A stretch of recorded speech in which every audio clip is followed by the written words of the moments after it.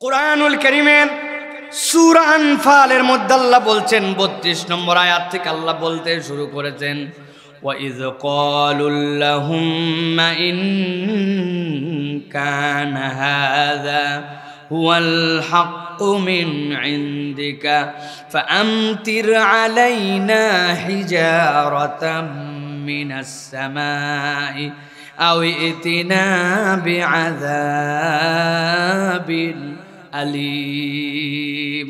মক্কার লোকেরা নবীজির কাছে আসলো, আসার পরে বলতে শুরু করলো, মুহাম্মদ তুমি আমাদেরকে বিশাল বিশাল ভয় দেখাও, আমরা যদি আল্লাহকে না মানি, আল্লাহর কথা যদি না শুনি, তোমার যদি ধর্মকে গ্রহণ না করে আমাদের জন্য শাস্তি আসবে, এ আসবে সে আসবে। আমরা চ্যালেঞ্জ দিলাম, তুমি তোমার আল্লাহকে বলো, ওয়াইজ ক্বালাহুম্মা ইন কানা হাযা হুয়াল হক, তোমার কথা যদি সত্য হয়, ইসলাম যদি সত্য হয়, কোরআন যদি সত্য হয়, তোমার রব যদি সত্য হয়, তাকে তোমার রবের কাছে তুমি বলো, ফাআমতির আলাইনা হিজারাতাম মিনাস সামা, আসমান থেকে যেন আমাদের উপরে পাথর নিক্ষেপ করা হয়। তোমার আল্লাহকে বলো, পাথর মারতে বলো আমাদেরকে, আমরা রেডি আছি। অথবা তুমি আল্লাহর কাছে বলো, আবিতিনা বিআযাবিন আলিম, অথবা আমাদেরকে যেন যন্ত্রণাদায়ক শাস্তি আসমান থেকে দিয়ে দেওয়া হয়। গভীর মনোযোগে খেয়াল করেন, কাফের মুশরিকরা আল্লাহর নবীর কাছে এসে আল্লাহর নবীকে উল্টা চ্যালেঞ্জ দিচ্ছে, তোমার আল্লাহর যদি আমাদেরকে ধ্বংস করার ইচ্ছা থাকে, মক্কা পুরাটা পাথরের ভূমি, এখান থেকে পাথর তুলে আমাদেরকে মারতে বলো, অথবা আযাব দিয়ে আমাদেরকে শেষ করে দিতে বলো। আল্লাহ রব্বুল আলামিন সাথে সাথে আল্লাহর নবীর প্রতি ওহী করলেন, ওয়ামা কানাল্লাহু লিউআযযিবাহুম ওয়া আনতা ফীহিম, ও আমার হাবিব, আপনাকে আমি জগৎবাসীর জন্য রহমত করে প্রেরণ করেছি, ওদের কথা বলতে হবে না, চাইলে আমি আল্লাহ যখন তখন তাদেরকে ধ্বংস করে দিতে পারি, কিন্তু আপনি যতক্ষণ তাদের মধ্যে আছেন, আপনার এই বরকতে আর নিয়ামতে আমি আপনার একটা উম্মতকে পাথর দিয়ে বা অন্য কোনোভাবে একবারে সমূলে ধ্বংস করে দিব না। সুবহানাল্লাহ। আল্লাহ রাব্বুল আলামিন বলছে, ওয়ামা কানাল্লাহু মুআযযিবাহুম ওয়া হুম ইস্তাগফিরুন। আর আল্লাহ রাব্বুল আলামিন জানায় রাখলেন, ও আমার হাবিব, আপনাকে দুনিয়ার যে জিন্দেগি, ওই জিন্দেগি আপনাকে এক পর্যায়ে শেষ হয়ে যাবে। নবী আপনি হায়াতুন নবী, কিন্তু আপনার ইন্তেকাল হবে, আপনার পরিবর্তন হবে, আপনাকে আল্লাহ রাব্বুল আলামিনের সাথে মিলিত হতে হবে। আপনি চিরস্থায়ীভাবে দুনিয়ার উপরেই আপনি জিন্দেগি নিয়ে চলবেন না, কিন্তু আপনি যখন থাকবেন না তাদের মাঝে, তখন তাদেরকে কি বাঁচাবে, কি তাদেরকে আমার আযাব থেকে হেফাজত করবে? আল্লাহ বলছেন, ওয়ামা কানাল্লাহু মুআযযিবাহুম ওয়া হুম ইস্তাগফিরুন।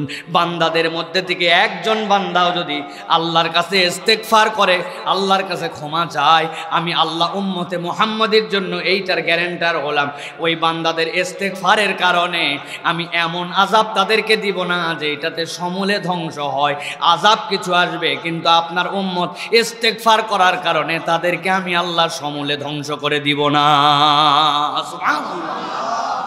তাহলে আল্লাহ রাব্বুল আলামিন বলতেছেন, তুমি আযাব থেকে বাঁচতে চাও, আল্লাহ রাব্বুল আলামিনের শাস্তি থেকে বাঁচতে চাও, আল্লাহ রাব্বুল আলামিন তুমি যে পরীক্ষা দিচ্ছেন ওই পরীক্ষা থেকে বাঁচতে চাও, তুমি কি তোমার তকদির পরিবর্তন করতে চাও, চাকরি বাকরিটাতে ভালো উন্নতি করতে চাও, শরীরটা যেন সুস্থ থাকে সেই প্রচেষ্টা করতে চাও, বাচ্চাটা যেন মানুষের মতো মানুষ হয় সেইটা তুমি কি চাও, তোমার আয় উন্নতি যেন হোক সেইটা কি চাও, তোমার পরিবারের মধ্যে গন্ডগোল আছে, স্বামী স্ত্রীর মধ্যে মনোমালিন্য সেইটা কি দূর করতে চাও, কোর্টের মধ্যে একটা কেস আছে, যেই কেসটার অনেক দিন লড়তেছো, রেজাল্ট তোমার পক্ষে আসতেছে না, তোমার পক্ষে কি রেজাল্টটা পেতে চাও?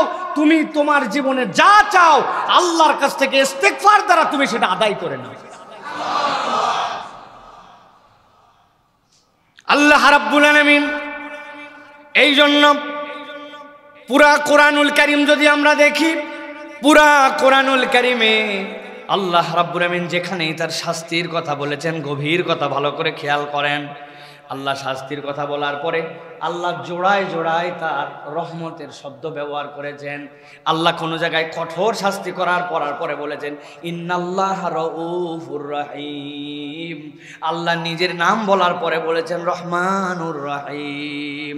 আল্লাহ কোরআনুল কারীমের মধ্যে বিভিন্ন জায়গায় আল্লাহ বলছেন গফফারুত তাওয়াব। আল্লাহ রাব্বুল আমিন তার যতগুলো নাম বর্ণনা করেছেন, যেখানেই শাস্তির কথা বলেছেন, যেখানেই বিভিন্ন ধরনের কথা বলেছেন, সেই জায়গাতে আল্লাহ রাব্বুল আলামিন এইরকম জোড়ায় জোড়ায় আল্লাহর সিফাতি নামগুলাকে আল্লাহ রাব্বুল আমিন ব্যবহার করেছেন। কিন্তু কোরআনুল কারীমের মধ্যে একমাত্র আল্লাহ রাব্বুল আমিন এক জায়গাতে ইস্তিগফারের কথা বর্ণনা করেছেন, যেখানে আল্লাহ রাব্বুল আলামিন কালেমায়ে তাইয়্যিবার প্রথম অংশ বর্ণনা করেছেন। কালেমায়ে তাইয়্যিবা আপনার আমার জন্য লা ইলাহা ইল্লাল্লাহ, লা ইলাহা ইল্লাল্লাহ বলার পরে রব্বুল আলামিন কোন রকম এখানে সিফাতি কোনো গুণাগুণের কথা বর্ণনা করেন নাই, বরং বান্দাকে আল্লাহ স্মরণ করায় দিচ্ছেন। আল্লাহ সূরা মুহাম্মদের 19 নম্বর আয়াতের মধ্যে বান্দাদেরকে বলছেন ফাআলাম আন্নাহু লা ইলাহা ইল্লাল্লাহ, জেনে রাখো তোমার ইলাহ আল্লাহ ছাড়া আর কেউ নাই, তোমার ইলাহ একমাত্র তোমার রিজিকদাতা, খালিক, মালিক, জীবনদাতা, বিধানদাতা ইলাহ হচ্ছেন আল্লাহ। আল্লাহ রাব্বুল আমিন সম্পৃক্ত করতেছেন কালেমা তৈয়বার সাথে। কি বলতেছেন আল্লাহ? আল্লাহ বলছেন ফাআলাম আন্নাহু লা ইলাহা ইল্লাল্লাহ ওয়াস্তাগফির লিযামবিকা ওয়ালিল মুমিনিনা ওয়াল মুমিনাত। যিনি তোমার রব আল্লাহ, এই স্বীকৃতি দেওয়ার পরে তোমার দায়িত্ব হচ্ছে ওয়াস্তাগফির লিযামবিক, তুমি তোমার গুনার জন্য ওই ইলাহ রবের কাছে তুমি ক্ষমা প্রার্থনা করো। কেবল তুমি ক্ষমা প্রার্থনা করবে না, জগতের যত মুমিন আর মুমিনাত যেন এই বান্দারা আল্লাহর কাছে তারা যেন ফরিয়াদ করে, ইস্তেগফার করে। আল্লাহ বলছেন আল্লাহু ইয়ালামু মুতাকাল্লাবাকুম ওয়া মাসওয়াকুম, আল্লাহ তোমাদের দিকও জানেন, আল্লাহ তোমাদের গন্তব্য জানেন। তুমি যত দূরে দৌড়াদৌড়ি করো না কেন, তোমার গন্তব্য যেদিকেই নিয়ে যাও না কেন, আল্লাহর আসমান জমিনের বাহিরে তুমি বের হয়ে যেতে পারবা না, ঠিক না? বাংলাদেশ থেকে পালায়া বিশ্বের বিভিন্ন দেশে চলে গেছে, যাওয়ার পরে মনে করতেছে আমি বোধহয় বাংলাদেশ থেকে পালায়া নিরাপদ হয়ে গেছি। ব্যাককল কোথাকার, তুই বাংলাদেশ থেকে বাড়াইছিস, কিন্তু আল্লাহর দুনিয়ার থেকে কি বাড়াইতে পারছে? কথা বললেন না, ভয় লাগে নাকি? ওই আমলে ভয় করি না, আর এখন কাউরে গুনি নাকি আমরা? মনে করেন না এই কথা কেবল বলতেছি, 12 বছর ধরে এরকম করে বলতেছি আমরা, আল্লাহ বলাইছে, ঠিক না? আমার আল্লাহ রাব্বুল আমিন এই জন্য বলছেন আল্লাহু ইয়ালামু মুতাকাল্লাবাকুম ওয়া মাসওয়াকুম, আল্লাহ তোমাদের দিকও জানেন, তোমাদের গন্তব্য জানেন। আল্লাহ এর দ্বারা বুঝাতে চান দুনিয়ার মানুষ কেউ আল্লাহর ধরার থেকে বের হয়ে যেতে পারবে না। আল্লাহর ধরার থেকে বাঁচতে চাইলে আল্লাহর কাছে ইস্তেগফার করা লাগবে। তিনি লা ইলাহা ইল্লাল্লাহ, তিনি ইলাহ, তিনি আমার আল্লাহ।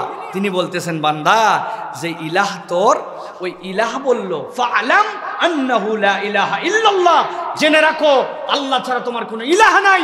আর ইলাহর স্বীকৃতি যদি দাও ফাস্তাগফির লিযামবিকা, তাহলে ওই ইলাহর কাছেই তুমি তওবা করো, ওই ইলাহর কাছে ইস্তেগফার করো। ইস্তেগফার করে যে আল্লাহর প্রকৃত গোলাম সে। অতএব প্রিয় ভাইয়েরা, আল্লাহর কাছে ইস্তেগফার করতে হবে, আল্লাহর কাছে আমাদেরকে ফেরত আসতে হবে, আল্লাহর কাছে সমর্পণ করে দিতে হবে। আমরা অনেক আমল করি, আমাদের ইস্তেগফার নাই, আছে অবশ্য।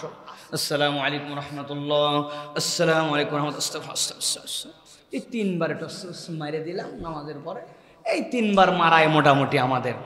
কি ভাই খারাপ কি ভুল বললাম ভাই? আপনাদেরটা জানি না, আমারটা বললাম। আমার অবস্থায় আপনারা অনেক ভালো আছেন। আল্লাহুম্মাসাল্লাম পড়ে টরে, তাও এই ওজিফা দোয়া এগুলো পড়ার মতো আমাদের হাতের সময় নাই, কারণ একটা হোয়াটসঅ্যাপ পাঠায় আসছি, এখন তাড়াতাড়ি করে অন করে মেসেজ চেক করা লাগবে, ফেসবুকের স্ক্রল করা লাগবে, কত ব্যস্ততা আমাদের। এই জন্য আল্লাহর কাছে নবী করিম সাল্লাল্লাহু আলাইহি ওয়াসাল্লাম মাসুম, উনি 100 বার কমসে কম ইস্তেগফার করতো। আর আমি গোলামের বাচ্চা, গোলাম, গুনাহ খাতায় ভরা, সকাল বিকাল গুনাহ, ছোট গুনাহ, বড় গুনাহ, জানা গুনাহ, অজানা গুনাহ, বাথরুমের ভিতরের গুনাহ, বাথরুমের বাইরের গুনাহ, চোখের গুনাহ, মোবাইলের গুনাহ, কানের গুনাহ, অপর নারী দেখার গুনাহ, মোবাইল দেখার গুনাহ, টেলিভিশনের গুনাহ। এত বড় দাড়িওয়ালা লোকজন চিন্তা করছে এই মুরব্বীর নিশ্চয়ই কোনো গুনাহ খাতা নাই, কিন্তু উনার সামনে একটা মহিলা চলে গেলে উনার ভিতরে যে কি হয়েছে ওইটা যদি কপাল দিয়ে খালি লেখা উঠতো, মুরব্বীরে কেউ যুগের তাকায় থুতু দিত না মুখের দিকে। আল্লাহ রাব্বুল আমিন এই জন্য বলছেন, তুমি যদি আল্লাহর কাছে ফেরত আসতে চাও, তোমার মর্যাদা বাড়ায় নিতে চাও, এই রমাদানকে গ্রহণ করো। কেবল শাহরুল মুআসাত, শাহরুল কোরআন নয়, এইটা তোমার জন্য শাহরুল ইস্তেগফার। আল্লাহর কাছে কায় মনোবাক্যে নিবেদিত হয়ে যাও, সিজদার পরে সিজদা দাও, আল্লাহর কাছে চাইতে থাকো, রব্বুল আলামিন তুমি আমাকে ক্ষমা করে দাও। এই জন্য রমাদানের আরেক নাম হচ্ছে শাহরুল ইস্তেগফার। বাকি যেই কয়টা দিন আছে আল্লাহর কাছে কায় মনোবাক্যে ইস্তেগফার করা যাবে নাকি ভাই? যাবে? ভালো করে খেয়াল করেন, কেন ইস্তেগফার করব? ইস্তেগফার করার অনেক কারণ আছে। আমি আপনার কাছে তিনটা দিকের কথা বলবো কেন ইস্তেগফার করব। দেখেন তো জীবনে এইভাবে ভেবেছি কিনা। আল্লাহর কাছে ইস্তেগফার করে ওই বান্দা, যেই বান্দা আল্লাহর কৃতজ্ঞ বান্দা। কি বলছি? আল্লাহর ইস্তেগফার না করলে আল্লাহর কাছে কৃতজ্ঞ বান্দা হওয়া যায় না। হুজুর, কৃতজ্ঞতা আদায় করার জন্য তো আলহামদুলিল্লাহ বলতে হয়, কিন্তু ইস্তেগফার আবার কেমন করে কৃতজ্ঞতা? আমার কথা নয়, সূরা আরাফ 143 নম্বর আয়াত কোরআন আমাদেরকে সাক্ষ্য দিচ্ছে। আগে ঘটনার প্রেক্ষাপটটা বোঝেন। আল্লাহ মুসা আলাইহিস সালামকে ডাক দিলেন, মুসা তুমি না চাইছো আল্লাহ রাব্বুল আলামিনকে দেখবে, দেখা সম্ভব নয়, তবে রব্বুল আলামিনের সাথে তুমি কথা বলতে পারো, তুর পাহাড়ে চলে আসো। মুসা আলাইহিস সালাম তুর পাহাড়ে চলে গেলেন। জুতা খোলো, জুতা খোলো, এটা পবিত্র প্রান্তর, চলে আসো। জুতা খুলে মুসা আলাইহিস সালামের কাছে আল্লাহ রাব্বুল আলামিন যখন ঝলক দিলেন, সাথে সাথে মুসা আলাইহিস সালাম অজ্ঞান হয়ে গেলেন। এমন অজ্ঞান হলেন, কোনো হুঁশ নাই, জ্ঞান নাই। আল্লাহ রাব্বুল আমিন তার রহমত দিয়ে তাকে আবার জাগ্রত করে দিলেন। খেয়াল করেন, যখন তিনি আল্লাহর কথা শুনতে পেলেন, যখন তিনি আবার জাগ্রত হলেন, এখন জাগ্রত হওয়ার পরে আল্লাহর বান্দা তো কৃতজ্ঞতায় আলহামদুলিল্লাহ বলার কথা। আলহামদুলিল্লাহ কৃতজ্ঞতার ভাষা, কিন্তু আল্লাহ শিখাচ্ছেন ওই মুসার মুখ দিয়ে আল্লাহ রাব্বুল আমিন জানায় দিচ্ছেন কৃতজ্ঞতার আরেকটা ভাষা হচ্ছে ইস্তেগফার। ফালাম্মা আফাকা ক্বালা সুবহানাকা তুবতু ইলাইকা ওয়া আনা আউয়ালুল মুমিনিন। মুসা জ্ঞান ফেরত পেয়ে গেল। জ্ঞান ফেরত পাওয়ার সাথে সাথে আল্লাহর কাছে বলতে শুরু করলো, ও আমার প্রভু, তুমি হচ্ছ পবিত্র সত্তা, তোমার দরবারে আমি জ্ঞান ফিরে পাওয়ার পরে তুমি আমাকে যে নিয়ামত দিলে, আমি প্রথম যে কাজ করতেছি, আমি আল্লাহ তুবতু ইলাইকা, তোমার কাছে আমি ইস্তেগফার করতেছি। অতএব কৃতজ্ঞতার আরেকটা ভাষা, আমার আল্লাহ আমাকে নিয়ামত দিয়েছেন, আমার আল্লাহ আমাকে অনুগ্রহ করেছেন, আল্লাহর অনুগ্রহটা আল্লাহর প্রতি জানানোর জন্য বান্দা আল্লাহর কাছে ইস্তেগফার করে। আর তিনি বললেন, ওয়া আনা আউয়ালুল মুসলিমিন, কে কি করবে আমি জানি না, আমি আল্লাহ তোমার কাছে তওবা করে স্বীকৃতি দিলাম, আমি তোমার কাছে স্যালেন্ডারকারী প্রথম মুসলমান। সুবহানাল্লাহ। এই জন্য প্রিয় ভাইয়েরা, আল্লাহর কৃতজ্ঞ বান্দা যে আল্লাহর কাছে ইস্তেগফার করে সে, আর যেই বান্দা আল্লাহর কাছে ইস্তেগফার করে না, ওই বান্দা আল্লাহ তকব্বুরকারী বান্দা, প্রকাশ করে না কিন্তু তার মধ্যে একটা ভাব আছে, এত ইস্তেগফার আমার লাগে না, এরকম মুড নিয়ে ঘোরাফেরা করে। এই জন্য আমরা যদি আল্লাহর কাছে কৃতজ্ঞ হতে চাই, রব্বুল আলামিনের কাছে যদি কৃতজ্ঞতার বহিঃপ্রকাশ দেখাতে চাই, তাহলে আল্লাহর বান্দা আল্লাহর কাছে ইস্তেগফার করবে। ভাই, এখানে একজন লোক হাত তুলে আমাকে বলেন যে হুজুর, নবী করিম সাল্লাল্লাহু আলাইহি ওয়াসাল্লাম প্রতিদিন 100 বার ইস্তেগফার করছেন, আমরা জীবনে একদিন 100 বার আল্লাহর কাছে ইস্তেগফার করছি। বলেন কে আছেন দেখি? আপনারা বলেন হুজুর আপনি হাত তোলেন, বেশি সাহস থাকলে আপনার। মাশাআল্লাহ, আলহামদুলিল্লাহ, আলহামদুলিল্লাহ। লোক আছে, আছে। আল্লাহর দুনিয়া এমনি এমনি চলতেছে না। অনেক ভাই ব্রাদার আছে নিজের আমল জানান দিচ্ছেন না, এই জন্য হাত তুলতেছে না, কিন্তু করেছে অনেক ভাইরা। দুনিয়া এমনি চলে না। আল্লাহর অনেক ভালো বান্দা আছে, তবে আমরা আল্লাহর অনেক ভালো বান্দাদেরকে প্রশংসা করে কেবল ভাসাতে চাই না, আমরাও আল্লাহর ভালো বান্দা হতে চাই, ঠিক কি না? তাহলে আমরা বাকি সময়টুকু আল্লাহর কৃতজ্ঞতা আদায়ের জন্য তখন আল্লাহর কাছে আমাদের কৃতজ্ঞ হতে হবে। প্রিয় ভাইরা, বান্দা যখন নতুন কিছু করবে, নতুন কোনো সৃষ্টি করবে, সে কোনো ইনোভেশন করবে, তার একটা নতুন কিছু হয়েছে, নিজের জীবনে আল্লাহর কাছ থেকে যদি স্থিরতা পেতে চায় তাহলে আল্লাহর কাছে ইস্তেগফারের মাধ্যমে কবুল করাই নিতে হয়। আমি একটা এমন কিছু করেছি, একটা দোকান দিছি, একটা চাকরিতে জয়েন করেছি, আমার একটা বাচ্চাকে কোচিং করাতে দিছি, আমার একটা বাচ্চাকে মাদ্রাসায় দিছি, অথবা আমি নতুন কিছু একটা করার চেষ্টা করতেছি, কথার কথা আমি একটা ইজি বাইক নতুন কিনছি, আমি একটা নতুন বেতন দিয়ে জামা কাপড় কিনতে গেছি, আমি নতুন কিছু একটা করেছি, এটার একটা স্থায়িত্ব দরকার নাই? নিরাপত্তার দরকার নাই? এটা আমি যেটা করলাম এটা যেন টিকে যায়, এটা যেন নিরাপদ হয়। ইসলাম সাক্ষ্য দিচ্ছে হযরত সাইয়্যিদিনা ইব্রাহিম আলাইহিস সালামের মাধ্যমে ইস্তেগফারে খালি ক্ষমা চাওয়াই নয়, বান্দা তার জীবনে ইস্তেগফারের মাধ্যমে আল্লাহর কাছে তার কাজগুলিকে কবুল করায় নিতে পারে। সুবহানাল্লাহ। খেয়াল করেন, প্রথম পারার 19 নম্বর পৃষ্ঠা, জানা ঘটনা কিন্তু এর মধ্যে আল্লাহ কি বার্তা ঢুকায় রেখেছেন। ইব্রাহিম আলাইহিস সালাম খানায় কাবা নির্মাণ করতেছেন, জোগাড়ির নাম হযরত ইসমাইল আলাইহিস সালাম, তিনি পাথর এনে দেন, আর আল্লাহ রাব্বুল আমিন একটা পাথর দিয়েছেন, ওই পাথরের উপরে দাঁড়াইতে বলতে হয় না, ইব্রাহিমের হাত যে পর্যন্ত যাওয়া লাগবে পাথরটা একাই একাই ওঠে। এখন পর্যন্ত খানায় কাবার চত্বরে সংরক্ষণ করা আছে ইব্রাহিম আলাইহিস সালামের ওই পাথরটা। মাকাম ইব্রাহিম মানে ইব্রাহিম আলাইহিস সালামের ঘর, সাথে সাথে আরও একটা বর্ণনা হচ্ছে মাকাম ইব্রাহিম হচ্ছে ইব্রাহিম আলাইহিস সালামের ওই পদচিহ্ন। ইব্রাহিম আলাইহিস সালাম খানায় কাবা নির্মাণ করলেন, ইসমাইল আলাইহিস সালাম সহযোগিতা করলেন।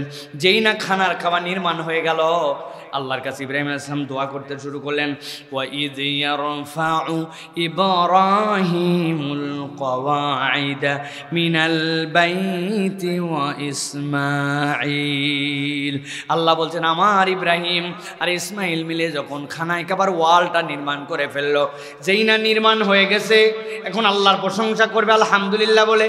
আলহামদুলিল্লাহ বলে নাই, ইব্রাহিম আলাইহিস সালাম আল্লাহর কাছে খানায় কাবা নির্মাণ করার পরে আল্লাহর কাছে বলতে শুরু করলেন, রব্বানা তাকাব্বাল মিন্না ইন্নাকা আনতাস সামিউল আলিম রব্বানা ওয়াজআলনা মুসলিমাইনি লাকা ওয়া মিন যুররিয়াতিনা উম্মাতাম মুসলিমাতাল লাক ওয়া আরিনা মানাসিকানা ওয়া তুব আলাইনা ইন্নাকা আনতাত তাওয়াবুর রহিম। সুবহানাল্লাহ, সুবহানাল্লাহ। ইব্রাহিম আলাইহিস সালাম বলতেছেন, ও আমার রব, রব্বানা তাকাব্বাল মিন্না ইন্নাকা আনতাস সামিউল আলিম, আপনি আমার এই কাজটা কবুল করে নেন, আপনি সব শুনেন আল্লাহ, আমি জানি।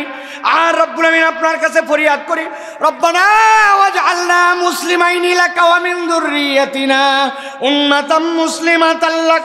আল্লাহ, আমার বংশ থেকে আপনার আজ্ঞাবহ করে এবং একটি অনুগত দল আপনি সৃষ্টি করে দিবেন, যারা কখনো উদ্যত হবে না, যারা সব সময় আনুগত্যশীল হবে। আর রব্বুল আমিন আপনার কাছে ফরিয়াদ করতেছি, আল্লাহ আপনি আমাদেরকে হজের রীতিনীতি বলে দেন, ও আরিনা মানাসিকানা, কেমনে এই কাবা ঘর তাওয়াফ করবে, কেমনে সাই করবে, এই কাবার কাজ কি হবে আপনি তো বানাতে বলছেন, ও আরিনা মানাসিকানা, আল্লাহ আপনি আমাদেরকে রাস্তাটা দেখায় দেন।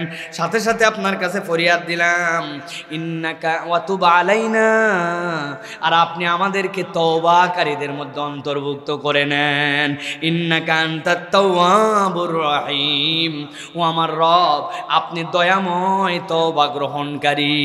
ইব্রাহিম আলাইহিস সালাম ঘর বানালেন, ইব্রাহিম আলাইহিস সালাম তার বংশের মধ্যে থেকে অনুগত আল্লাহর বান্দা সৃষ্টি করে দেওয়ার জন্য দোয়া করলেন।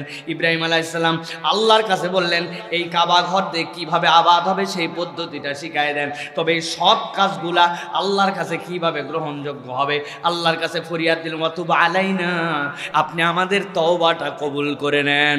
তাহলে বান্দা যদি তার জীবনে কখনো যদি স্টেবিলিটি চায়, বান্দা যদি তার জীবনের মধ্যে ভারসাম্য চায়, বান্দা যদি তার যেই সকল কামাই রুজি করেছে ওইটাকে টিকায় রেখে যেতে চায়, বান্দা দুনিয়ার থেকে চলে গেছে, কামাই রুজি করে ব্যাংক ব্যালেন্স বানায় রেখে চলে গেছে, জমি জারি বিভিন্ন ধরনের বাড়ি ঘর বানাইছে, এমন প্রজন্ম তার আসছে যেই বান্দা ওই কামাই করে চলে গেছে, এখন তার ঘরের থেকে গান বাজনা হয়, তার ঘরের থেকে ইসলাম চর্চা হয়, তার ঘরের থেকে হারাম কাজ হয়, তার বাড়ির থেকে ইসলাম উঠে গেছে, এইরকম পরিবার আমরা অনেক দেখেছি কিনা? মানুষ গল্প করে বাপ কত ভালো ছিল রে, দাদা কত ভালো ছিল রে, এখন ছেলের সাথে ইসলাম নাই, চলাফেরা পোশাক আশাক, এমনকি বাপ দাদা তাহাজ্জুদ মিস করতো না, আর ওর সন্তান জুমার নামাজ পড়তে আসে না, এরকম বাড়ি বোধহয় আমাদের এলাকায় নাই। আমার আল্লাহ বলতেছেন, তুমি যদি তোমার বংশকে স্টেবিলিটি, তোমার কাজগুলাকে যদি তুমি আল্লাহর কাছে কবুল করে নিতে চাও, আল্লাহ পদ্ধতি শিখালেন, ওয়াতুব আলাইনা ইন্নাকা আনতাত তাওয়াবুর রহিম। আল্লাহর কাছে যদি তওবাকারী হয় রব্বুল আলামিন, তাহলে তার কাজের মধ্যে স্টেবিলিটি দান করবেন। সুবহানাল্লাহ। অতএব প্রিয় ভাইয়েরা, আমাদের স্বার্থে তওবা দরকার। আমি চাই আমার প্রজন্ম ঠিক মতো চলুক, আমি চাই আমার বংশধর ইসলামের উপরে থাকুক। আমি যে কাজটা করলাম আল্লাহ, এটার মধ্যে তুমি বরকতে ভরপুর করে দাও। কেমনে বরকত পাবো? বরকত পেতে চাইলে আল্লাহ রাব্বুল আলামিনের কাছে আপনাকে ইস্তেগফার করতে হবে। অতএব আমার গুনাহ আছে যার, ইস্তেগফার করবে সে। আমার গুনাহ নাই, আমি ইস্তেগফার করব না। আমি ছোট মানুষ, কিশোর বয়স আমার, কেবল 5-6-এ পড়ি, আমার আবার কিসের ইস্তেগফার? জি না।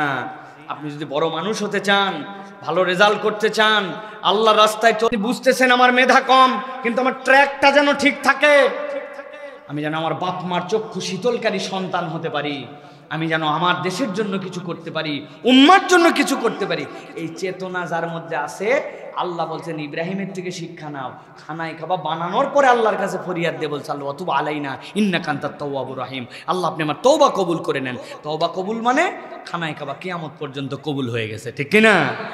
কিয়ামত পর্যন্ত কবুল হয়ে গেছে। কি দোয়াটাই না করে গেছেন ইব্রাহিম আলাইহিস সালাম।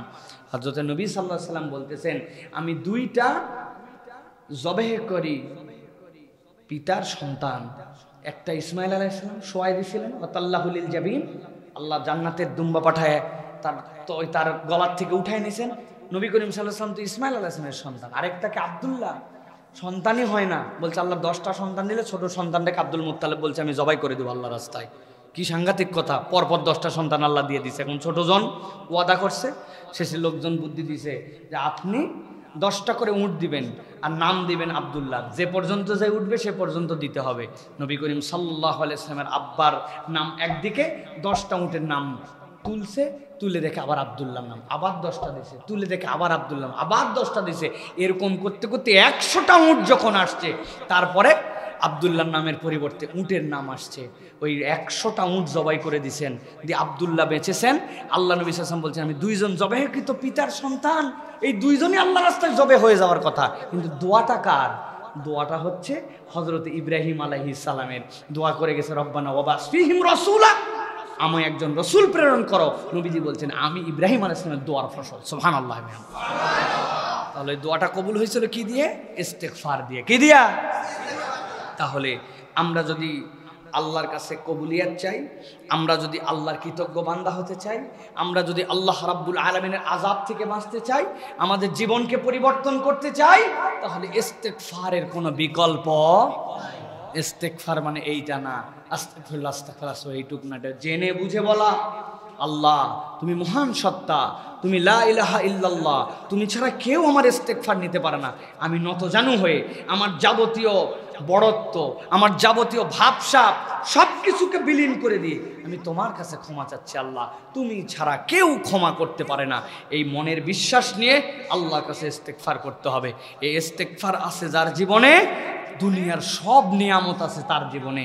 ইস্তেগফার নাই যার জীবনে, দুনিয়ায় দেখা যাচ্ছে অনেক নিয়ামত আছে, আসলে ওই বান্দার জীবনে নিয়ামত নাই। এই জন্য হিসাব মিলান প্রিয় ভাইয়েরা, এই ছোট বাচ্চারা, আমার প্রিয় আগামীর প্রজন্মরা, শুনে নাও ভালো করে। আমরা নিজেরা আল্লাহ রাব্বুল আলামিনের কাছ থেকে নিয়ামত পেতে চাই।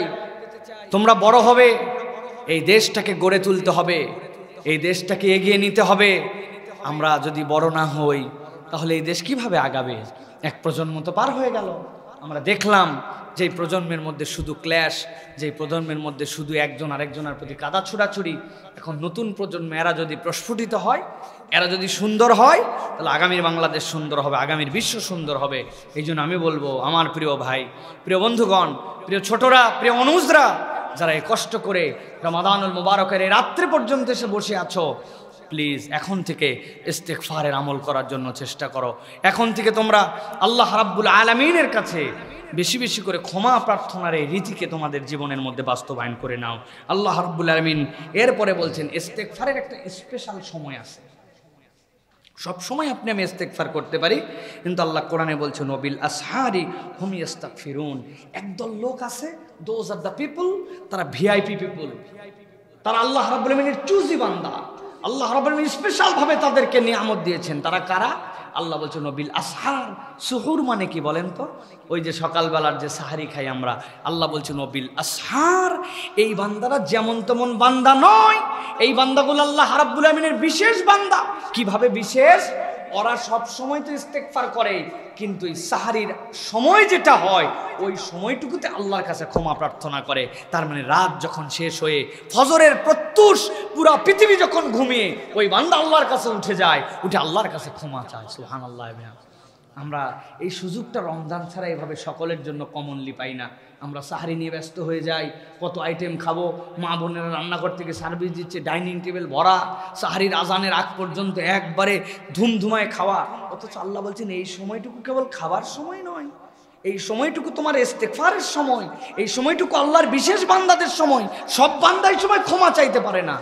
আমরা রমাদানে এই প্র্যাকটিসটা করি না কেন? এই সময় একটুখানি খাবার পেরেশানি কমালাম, উঠলাম, ওযু করলাম, 2 রাকাত সালাত আদায় করলাম, আল্লাহর কাছে একটু ইস্তেগফার করলাম কায় মনোবাক্যে। আল্লাহ রাব্বুল আমিন তাহলে ওই স্পেশাল বান্দাদের মধ্যে আমাদেরকে অন্তর্ভুক্ত করে নেবেন। আল্লাহ রাব্বুল আমিন যেন তৌফিক দান করেন, বলেন আল্লাহুম্মা আমিন। প্রিয় ভাইরা, নবী করিম সাল্লাল্লাহু আলাইহি ওয়াসাল্লামের অনেক গুণাগুণ ছিল। এই গুণাগুণের মধ্যে নবী করিম সাল্লাল্লাহু আলাইহি ওয়াসাল্লামের এমন কতকগুলা গুণাগুণ ছিল, যেই গুণাগুণগুলা অন্য পয়গম্বরদের মধ্যে ওইভাবে ছিল না। তার 1 নম্বর গুণাগুণ ছিল, নবী করিম সাল্লাল্লাহু আলাইহি ওয়াসাল্লাম উম্মতের প্রতি সহানুভূতিশীল ছিলেন। আমরা এখন মানুষের প্রতি সহানুভূতিশীল না ভাই। তোরটা তোর, আমারটা আমার, তুই ধ্বংস হলেই কি আর ঠিক হলেই কি। আমাদের মেন্টালিটি এখন এরকম হয়ে গেছে না ভাই? আমরা এখন ইসলামের নামে একটা বিরাট স্লোগান বের করছি, মানে মুসলমানরা স্লোগান দিচ্ছি ইসলামের নামে না, কিন্তু ধরনটা বোঝাচ্ছি এটা বোধহয় খুব ভালো স্লোগান। বলে নিজে বাঁচলে বাপের নাম। আছে না আপনার এলাকায় ভাই? আরে রাখ রাখ, নিজেরই চলে না, আবার মানুষ নিয়ে ভাবার সময় আছে কিনা।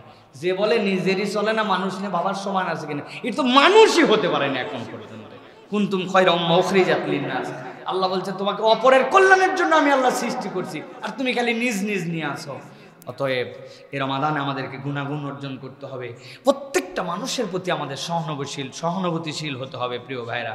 2 নম্বর, কমল প্রাণ হতে হবে। আমরা ক্রুয়েল হার্ট মানুষ যেন না হই। মানুষের তবিয়তগতভাবে এখন আমরা অনেক শক্ত মেন্টালিটির মানুষ হয়ে গেছি। আমরা শক্ত মেন্টালিটির মানুষ, ইমানদারের তবিয়ত হতে পারে না। ইমানদারের তবিয়তটা কি হবে? প্রাণটা কোমল হবে, নরম হবে, ক্রুয়েল হার্ট না।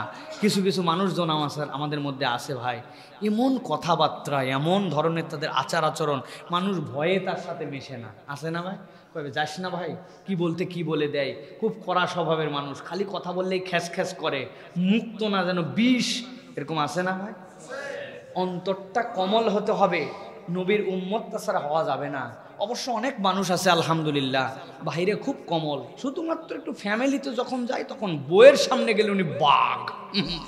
আছে না বাঘ স্বামী? বাইরে ওনার ভাব চক্কর দেখলে খুব ভাল লাগে, কিন্তু বইয়ের সামনে গেলে উনি বিশাল বাঘ হয়ে যায় তখন। এগুলো অভদ্র মানুষ। নবী করিম সাল্লাল্লাহু আলাইহি ওয়াসাল্লাম বলছেন, তোমরা জেনে রাখো দুনিয়াতে ওই মানুষই উত্তম যে পরিবারের কাছে উত্তম। আর আমি মুহাম্মদ সাল্লাল্লাহু আলাইহি ওয়াসাল্লাম বললাম, আমি আমার পরিবারের জন্য পৃথিবীর সর্বোত্তম মানুষ। সুবহানাল্লাহ। নবী পৃথিবীর সবচেয়ে উত্তম মানুষ, আর তার উম্মতের যে অবস্থা, এই অবস্থাটা খুবই খারাপ। এই জন্য বাচ্চাদেরকে এই তারবিয়াত দিতে হবে, কোমল প্রাণ হতে হবে। আমরা যেন সফট মানুষ হই, আমাদের একটা কোমলতা যেন থাকে। রূঢ়তা, রুক্ষতা, আচার ব্যাপারের মধ্যে খিস্তি খাউর করা, এগুলো কখনো ইমানদারের স্বভাব হতে পারে না। এটা 2 নম্বর। 3 নম্বর, কেউ যদি অভদ্রতাও করে তারপরেও তার সাথে আপনাকে ভদ্র আচরণের জন্য চেষ্টা করতে হবে। সব মানুষের বুঝ সমান নয়, কিছু মানুষ আপনার সাথে এমন আচরণ করছে মনে হয় ম্যানার জানে না, ভদ্রতা জানে না, একেবারে পাগল ছাগল একবারে কি ব্যবহারটা করলো। কিন্তু নবী করিম সাল্লাল্লাহু আলাইহি ওয়াসাল্লামের স্বভাব ছিল তার সাথে উত্তম আচরণ করা। সুবহানাল্লাহ। হাদিসের মধ্যে আসছে কুনতু আমশি মা নবী সাল্লাল্লাহু আলাইহি ওয়াসাল্লাম ওয়া আলাইহি বুরদুন নাজরানিয়ুন গালিজুল হাসিয়া। নবী একটা চাদর পরেছিলেন, ওই চাদরটা ছিল ইয়ামেনি গালিজুল হাসিয়া, মানে পাটটা ছিল খরখরা আছে না চাদর এমনি, কিন্তু পাটটার মধ্যে একটুখানি ডিজাইন করা আছে, এই জন্য এটা খরখরা। নবী করিম সাল্লাল্লাহু আলাইহি ওয়াসাল্লামের গায়ের মধ্যে এরকম করে দেওয়া আছে। ফাআদরাকাহু আরাবী, গ্রাম থেকে একজন আরবি আসলো, বেদুইন আসলো। এরপরে কি করলো? ফাজাযাবাহু জাযবাতান শাদীদাতান, নবী করিম সাল্লাল্লাহু আলাইহি ওয়াসাল্লাম চাদর ধরে খেস করে টান দিয়ে দিছে। এমনভাবে টান দিছে রাসূলুল্লাহ সাল্লাল্লাহু আলাইহি ওয়াসাল্লাম যেদিক ছিলেন সেদিক থেকে উল্টা দিকে ঘুরে গেছেন। ঘুরে যাওয়ার পরে সাহাবায়ে কেরাম তাকায় দেখলেন হাত্তা নাজারতু ইলা সাফহাতি আতিকিন নবী সাল্লাল্লাহু আলাইহি ওয়াসাল্লাম ক্বাস আসরাত বিহি হাশিয়াতুর রিদা। নবী করিম সাল্লাল্লাহু আলাইহি ওয়াসাল্লামের ঘাড়ের মধ্যে ওই যে খরখরা চাদরের পার কেটে বসে গেছে, রক্ত বের হওয়ার জোগাড় হয়ে গেছে। নবী করিম সাল্লাল্লাহু আলাইহি ওয়াসাল্লাম ভালো করে কল্পনা করেন, একজন কথা নাই বার্তা নাই, চাদর আমার গায়ে, কেইসা অভদ্রতা, টান দিছে তো দিছে, ঘাড় ছিলে গেছে, দিক ফিরায় ফেলছে। নবী করিম সাল্লাল্লাহু আলাইহি ওয়াসাল্লাম ওই দিকে ঘুরলেন। সুম্মা ক্বালা মুরলি মিন মালিল্লাহিল্লাযী আল্লাযী ইনদাকা, কিন্তু আবার উল্টা টান দিয়ে আবার নবীকে বলতেছে, তোমার কাছে যে সম্পদ আছে সেখান থেকে আমাকে সম্পদ দিতে বলো। চিন্তা করছেন কেইসা বেয়াদবের বেয়াদব, আল্লাহ নবীর সাথে এরকম আচরণ করে আবার বলতেছে নির্দেশ দাও, তোমার কাছে যে টাকা পয়সা আছে আমাকে দেয় যেন। ফালতাফাত ইলাই, নবী করিম সাল্লাল্লাহু আলাইহি ওয়াসাল্লাম তার দিকে ঘুরলেন। ঘোরার পরে কি করলেন? একবারে হাত তুলে ঠাস করে এক থাপ্পড় দিয়ে দাঁতি লাগাই দিলেন, তাই নাকি? হাদিসের মধ্যে আসছে ফালতাফাত ইলাইহি ফাদাহিকা সুম্মা আমারা লাহু বিআতা, নবীজি ঘুরলেন, ঘুরে তার দিকে হেসে দিলেন। আল্লাহু আকবার। পৃথিবীতে নবী ছাড়া এটা কারো দ্বারা সম্ভব না, কিন্তু নবীর উম্মতের মধ্যে তার তো ছিটা ফোঁটা থাকবে না। আমাদের যে ছিটা ফোঁটাও নাই, আমরা কিছু বলতেই ওই যে তেলের মধ্যে পানি দিলে যেরকম ছাপ করে ওঠে, আমরা সব সময় মনে 99 হয়ে আছে, সব সময় খালি ঠোকা লাগলেই 100, ঠোকা লাগলে 100। আমাদের চলাফেরা এরকম হয়েছে। আর রোজা অবস্থায় তো ওরে বাহ রে বাহ, আরো পাওয়ার, কিছু বলতে না বলতে কি গরমের গরম, এটা হওয়া চলবে না। তাহলে আমাদের অভদ্রের সাথেও কি করতে হবে? ভদ্র আচরণ করতে হবে।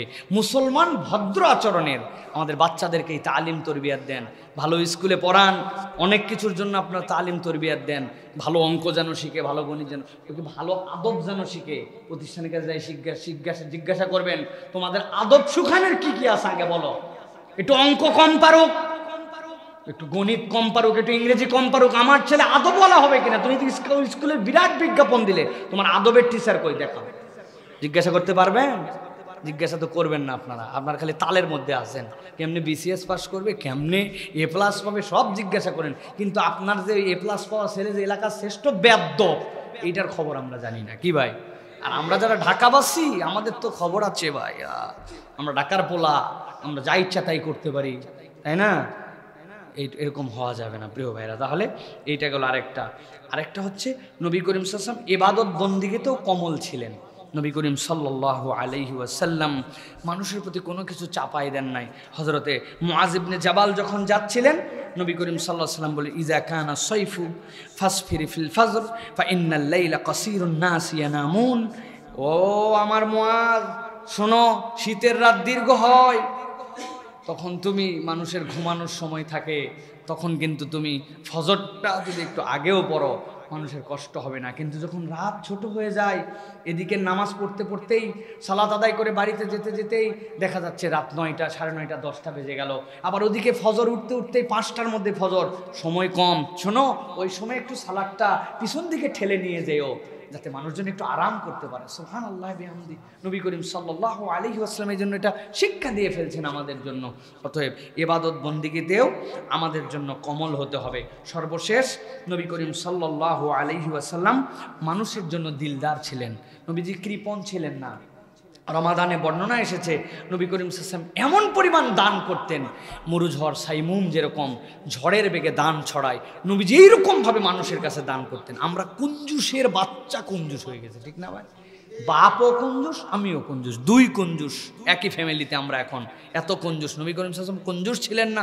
as-সাখী হাবিবুল্লাহ, তারা সখী, তারা আল্লাহ রাব্বুল আলামিনের প্রিয় পাত্র হয়ে যায়। আমরা তো রমাদানে দান খয়রাত সাধ্যের মধ্যে যতটুকু পারি আমরা মানুষজনকে দেওয়ার জন্য চেষ্টা করব। আপনাদের মসজিদের দান বাক্সগুলোর চেহারা দেখে আমি তো ঘাবড়াই গেছি। বাপ রে বাপ, কি হিম্মতালা দান বাক্স! এক একটা দান বাক্সে কমসে কম 2-3 লাখ টাকা ধরবে, ঠিক না ভাই? কিন্তু যখন জুমার দিনে সামনের দিক দিয়ে সারা হয়, এমন স্পিড উঠে এটার 5G স্পিডে শাঁ শাঁ শাঁ শাঁ করে এপার থেকে ওপার চলে যায়, ঠিক না? পুরা মুসল্লিদের টাকা পয়সা গুনে দেখা যায় 426 টাকা। মুসল্লি কয়জন? 5 তলা ভর্তি মুসল্লি 2000, কিন্তু টাকা নাই। ব্যাপারটা কি?